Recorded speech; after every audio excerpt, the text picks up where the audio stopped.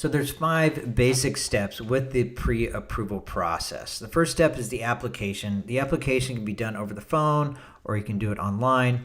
And what they're looking for are 3 basic pieces of information. The first one is income, second one's credit, and the third one is how much money do you have currently in the bank. Now, I did another video where I say specifically what you want or what they're looking for each one of these pieces of information. Now, the second step is collecting documents. Once we have the application, we'll know exactly what to ask for and what kind of documents to collect from you to get your loan pre-approval.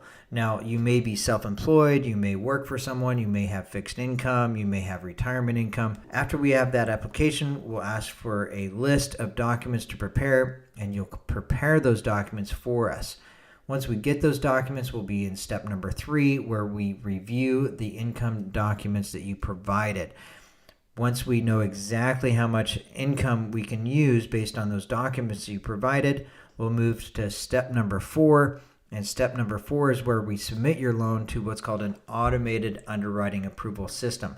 Fannie Mae and Freddie Mac, they have this system and it's automated, and we submit this information to them as soon as we know exactly how much income, how much assets you have, and where your credit score is. They'll actually tell us right away whether you're approved or not approved. If you're not approved, they'll tell us exactly what we need to do to get you a loan approval. Then we actually move to step number 5. And step number 5 is where we give you the letter, and this letter you give to your realtor, and you use this for when you find that perfect house and you want to make an offer on that home. We give you this letter. Now, this letter, we may give you multiple letters, and the reason why is because let's say you find a house for $300,000 and you're pre-approved for $350,000.